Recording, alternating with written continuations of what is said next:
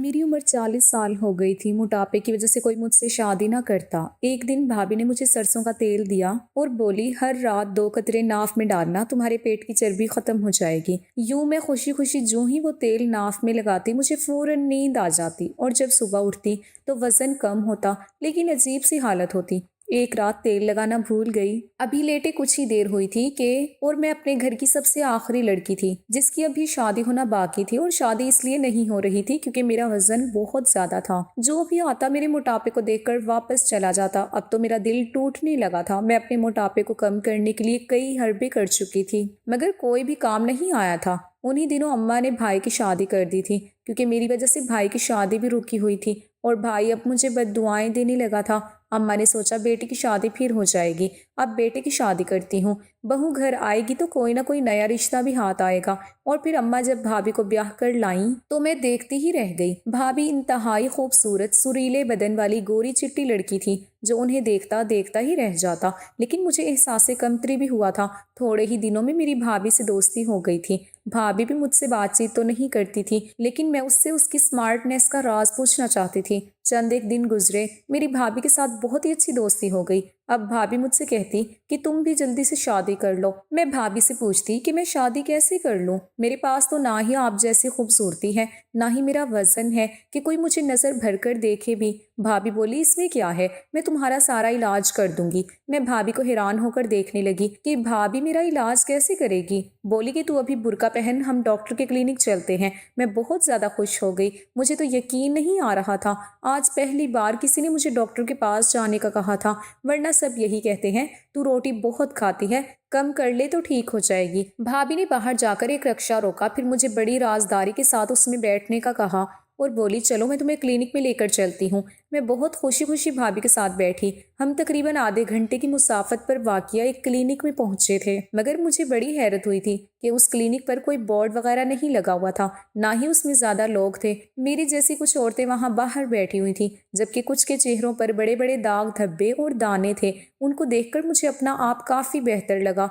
थोड़ी ही देर के बाद एक लड़की अंदर आई।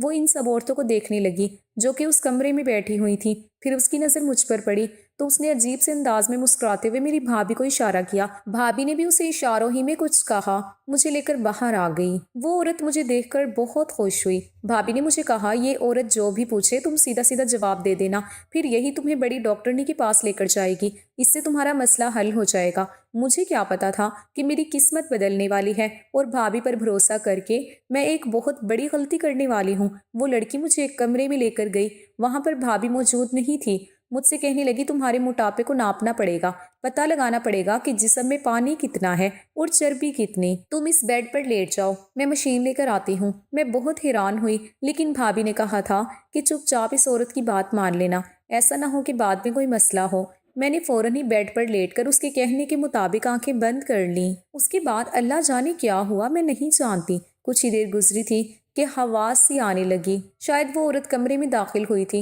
बस फिर क्या था, मेरी आंखों पर किसी ने पट्टी बांधी। मुझे बहुत डर लग रहा था क्योंकि भाभी भी आसपास नहीं थी। पट्टी बांधने के बाद मुझे कुछ पता नहीं चला। फिर जब मेरी पट्टी खोली तो मैं बिल्कुल वैसी की वैसी ही थी। मुझ में कोई तब्दीली नहीं आई थी और ये अमल तकरीबन 5 से 7 मिनट का था। अलबत्ता मुझे अपने पूरे जिस्म में जलन सी महसूस होने लगी। मैंने उस औरत से पूछा कि ये क्या था, मेरे साथ तुमने क्या किया है। बोली कि मैंने तुम्हारा अल्ट्रासाउंड किया है। इसमें हैरानगी वाली कौन सी बात है। अल्ट्रासाउंड? मेरे दिमाग में फिर से बातें फिरने लगी। अल्ट्रासाउंड तो उन औरतों को किया जाता है जिनको कोई बच्चे वगैरह का मसला हो। फिर अल्ट्रासाउंड के लिए पेट पर एक खास किस्म का पानी लगाया जाता है और मशीनें भी दूसरी होती हैं। इस औरत ने तो मुझे हाथ तक नहीं लगाया था। फिर ये कौन सा अल्ट्रासाउंड था जो बिना देखे हो गया। मुझे बहुत अजीब लग रहा था। फिर वो मुझे अपने सामने बैठाकर मुझसे बातें करने लगी। बोली कि तुम्हें कब से मोटापा है, तुम खाती कितना हो। मैं सारी बातें जो बोल रही थी वो एक कॉपी पर लिखती जा रही थी। यहाँ तक कि सारी मालूमात मुकम्मल हो गई तो उसने मुझे कहा, अब तुम बाहर जाओ और अपनी भाभी को अंदर भेजो। मैं डरते डरते बाहर चली गई। मुझे तो पता नहीं था कि मेरा वजन कम भी हो पाएगा या नहीं। भाभी को मैंने अंदर कमरे में भेज दिया। खुद मैं दरवाजे के बाहर खड़ी हो गई। मुझे दरअसल अजीब लग रहा था कि मैं यहाँ खड़ी रहूं। मैं तभी दरवाजे के करीब जाकर खड़ी हो गई तो मेरे कानों में भाभी और उस औरत की बातें पड़ने लगी, या यूं कहिए कि बातों की आवाज़ पड़ने लगी। तभी मुझे अंदर से कह के की आवाज़ आई, تو میں حیران ہو گئی کہ بھابھی کی اس عورت سے دوستی تھی یا وہ اسے جانتی تھی پہلے سے ہی، کیونکہ ان دونوں کے ہنسنے کی آوازیں باہر تک آ رہی تھیں۔ خیر میں کچھ کر نہیں سکتی تھی، میری بھابھی ہی میرا سب کچھ تھی۔ بھابھی تھوڑی دیر کے بعد کمرے سے باہر آئیں، ان کا چہرہ بالکل سپاٹ تھا۔ کہنے لگی چلو جلدی سے گھر چلو، اب کافی دیر ہو گئی ہے، تمہارا بھائی بھی آنے والا ہوگا۔ میں بھابھی کی اس ہڑبڑی کو سمجھ نہیں پائی، میں اس کے پیچھے پیچھے آ گئی۔ بھابھی نے فوراً ہی جا کر سڑک پر ایک رکشہ لیا اور اس میں بیٹھ گئی۔ پورا راستہ بھابھی نے مجھ سے کوئی بات نہیں کی، وہ گمسم ہی رہی تھی، شاید الفاظ کا چناؤ کر رہی ہو مجھ سے بات کرنے کے لیے۔ آدھے گھنٹے میں ہم گھر پہنچے، بھابھی نے رکشے والے کو پیسے دیے اور واپس بھیج دیا۔ رکشے والا مجھے دیکھ کر بڑی افسوس بھری نظروں سے دیکھ رہا تھا، لگتا تھا جیسے اسے کچھ معلوم ہو، وہ مجھے بتانا چاہتا ہو۔ اس نے ایک بار مجھے آواز بھی دی کہ رکیے بات سنیے۔ بھابھی نے اسے جھڑک کر وہاں سے بھگا دیا تھا۔ میں بہت پریشان ہوئی تھی، میرا تو دل چاہ رہا تھا کہ میں بھابھی سے ساری باتیں پوچھ لوں، ان سے کہوں کہ میں بھائی کو بتا دوں گی، لیکن میں کیا کر سکتی تھی؟ میرا وزن بہت زیادہ تھا اور اس کے لیے بھابھی نے ہی میرا علاج کروانا تھا۔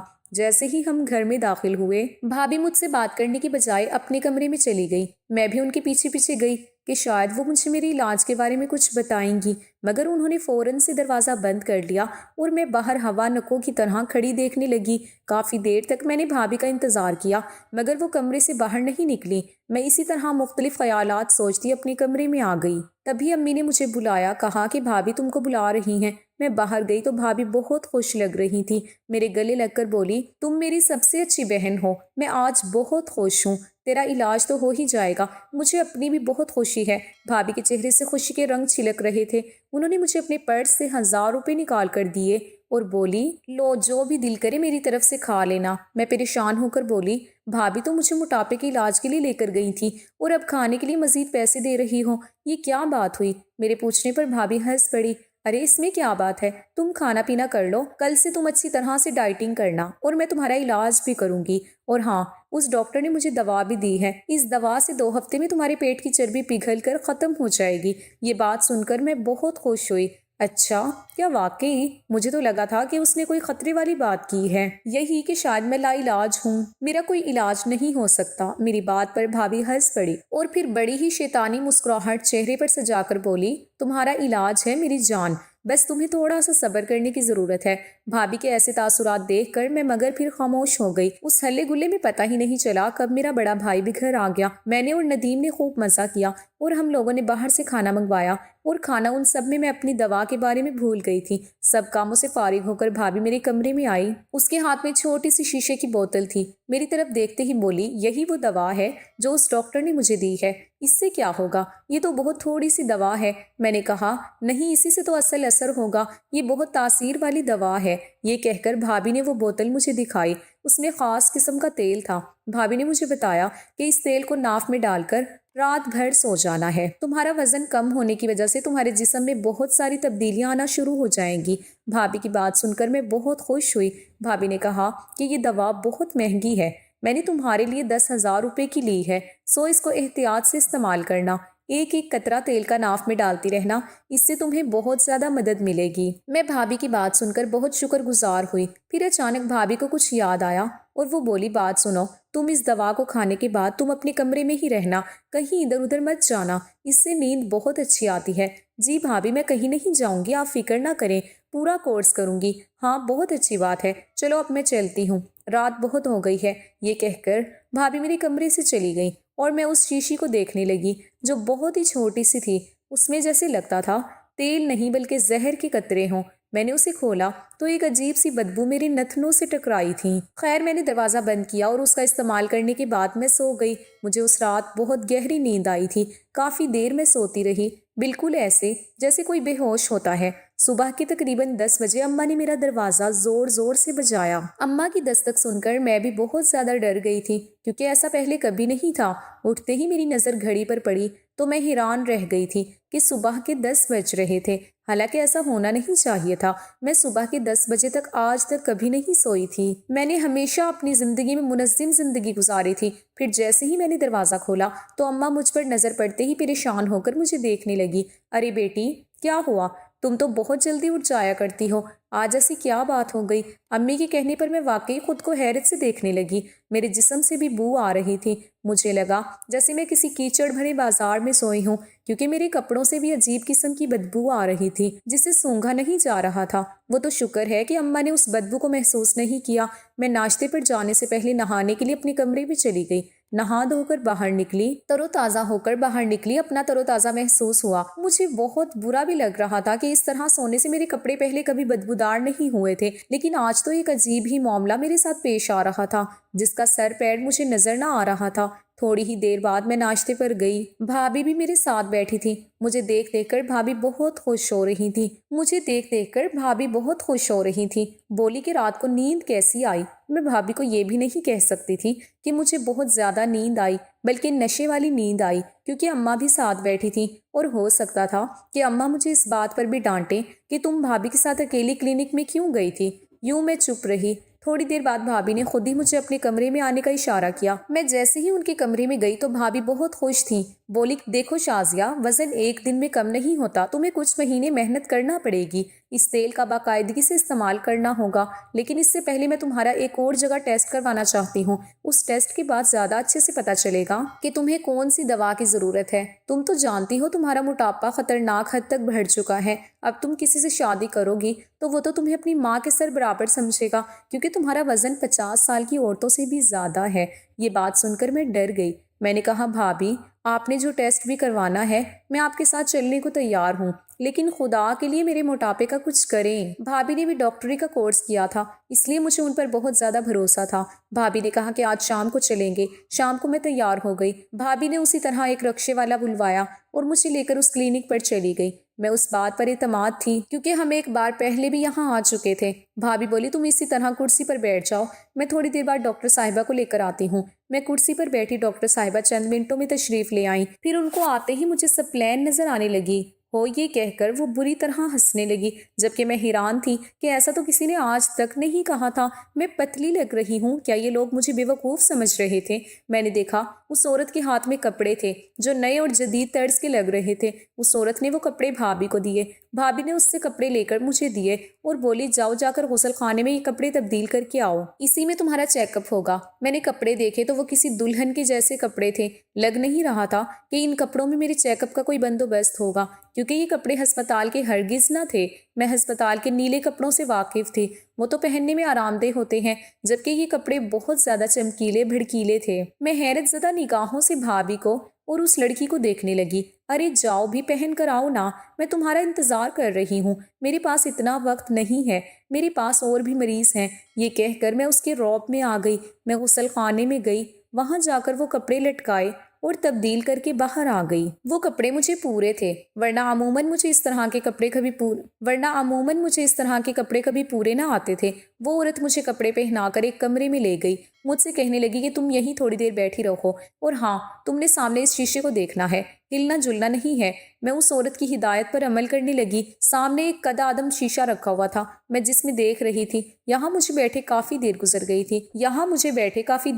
گئی تھی۔ پھر اس عورت نے مجھے کہا کہ تم اٹھ کر کھڑی ہو جاؤ، اور ہاں، ہلنا مت، ورنہ تمہارے لیے مسئلہ ہو جائے گا۔ میں تمہارے چیک اپ کے لیے بہت بڑی مشین کمرے میں نصب کر چکی ہوں، اس سے تمہارا چیک اپ ہو جائے گا۔ پھر اس نے مجھ سے کچھ اور بھی باتیں کی اور بولی اب تم لوگ گھر چلے جاؤ، مجھ سے 3 ہفتے کے بعد ملاقات کرنا۔ جو دوا میں نے تمہیں دی تھی وہ تم پر بہت اچھا اثر کرے گی، اس کے بعد تم ٹھیک ہونے لگ جاؤ گی۔ ویسے بھی تمہارا وزن تو 5 کلو کم ہو گیا ہے، میں نے تمہارا وزن کر لیا ہے۔ وہ عورت بولی تو میں بہت حیران ہوئی تھی، وزن کرنے جیسی کوئی بات نہیں ہوئی تھی۔ میں اپنے گھر آ گئی۔ بھابھی اس بار بہت پریشان تھی۔ مجھے حیرت تھی کہ پہلے کی طرح وہ خوش باش نہیں لگ رہی تھی۔ ان کو دیکھ دیکھ کر مجھے بھی فکر ہو رہی تھی کہ نہ جانے کیا بات ہے جو بھابھی اتنا پریشان ہے۔ جیسے ہی ہم لوگ گھر پہنچے، بھابھی مجھے لے کر اپنے کمرے میں آ گئی۔ بولی اس عورت نے تمہیں اور کیا کہا تھا؟ وہ مجھ سے بہت فکر مندی سے پوچھنے لگی۔ کچھ بھی نہیں کہا تھا، اس نے میرا چیک اپ کیا، لیکن بھابھی ان کپڑوں میں چیک اپ کون کرتا ہے؟ मैंने परेशानी से पूछा था। हाँ, तुम इसकी फिक्र नहीं करो, बस तुम्हारा रिश्ता जल्द ही हो जाएगा, तुम वाकई में पतली लगती हो। अब भाभी ने भी खुशामदाना लहजे में कहा तो मैं चुप हो गई कि शायद सब कह रहे हैं तो फिर पतली लग रही होंगी। खैर से भाभी ने मुझे बताया कि तुम्हारे पतले लगने की वजह से अब मैं तुम्हारा रिश्ता लाऊंगी और फिक्र नहीं करो, मैं तुम्हारे लिए बहुत माकूल रिश्ता लेकर आऊंगी। भाभी ने ये कहा था तो मैं खुश हो गई थी, लेकिन घर में किसी ने भी वजन के बारे में कोई बात नहीं की। 2 दिन के बाद भाभी ने मुझसे कहा, मेरे घर वालों से पहले मैं एक और रिश्ता तुम्हें दिखाना चाहती हूँ, तुम्हें पसंद हुआ तो बताना। वो लोग हमारे घर आ गए 2 दिन बाद ही मेहमान बनकर। तकरीबन एक पूरा खानदान हमारे घर आया। भाभी ने उन सबको यही बताया था कि मेरी नंद का रिश्ता अभी तक नहीं हुआ, मगर वो सब लोग तो जैसे मुझे पहले से जानते हैं। अरे ये तो वही हैं, उनमें से एक औरत ने कहा। फिर उनमें से एक लड़की कुछ कहने लगी, बोली कि ये तो वही है, इसका मोटापा नहीं नहीं, ये तो बहुत मोटी है। भाई पहले ही हमारे खानदान में ऐसी लड़कियों का मजाक बनता है, चलो यहाँ से, और ऐसी लड़कियों से वो रिश्ता नहीं करते। मेरा दिल बहुत टूटा था, मगर मैं खामोश रही। वैसे भी भाभी ने कहा था कि अगर तुम्हारी शादी या रिश्ता उन लोगों के साथ नहीं होता तो फिर मैं अपने भाई से तुम्हारी शादी खुद करवाऊंगी, तुम इस बात की फिक्र नहीं करो। उनके जाने के बाद भाभी मुझे तसल्ली देने लगी और बोली, ये आखिरी लोग थे जिन पर मैंने भरोसा किया, बस तुम फिक्र नहीं करो, मैंने अपने भाई से सारी बात कर ली है। अब अगर वो तुमसे शादी करेगा तो तुम्हारी जिंदगी संवर जाएगी, बस तुम वर्जिश भी किया करो। मेरा भाई भी तुम्हें डॉक्टर के पास लेकर जाएगा, इससे तुम ठीक हो जाओगी। मैंने खुदा का शुक्र अदा किया। कुछ ही दिनों में भाभी का भाई मेरा रिश्ता लेकर आ गया। उन्होंने मुझे देखा तक नहीं और मेरी शादी की तारीख मुकर्रर कर दी। मैं बहुत खुश थी। आखिर भाभी का दिया हुआ टोटका काम कर गया, लेकिन उन्होंने मुझे सख्ती से मना कर रखा था कि आइंदा के बाद वो दवा इस्तेमाल नहीं करना, इससे तुम्हें बहुत नींद आती है, बेहोशी तारी होती है। मैंने भाभी की बात समझ ली थी, सो मैंने वो दवा इस्तेमाल करना छोड़ दी। मेरे लिए जिंदगी बहुत आसान हो गई थी। मेरा शोहर मुझे देखते ही मुझ पर फिदा हो गया।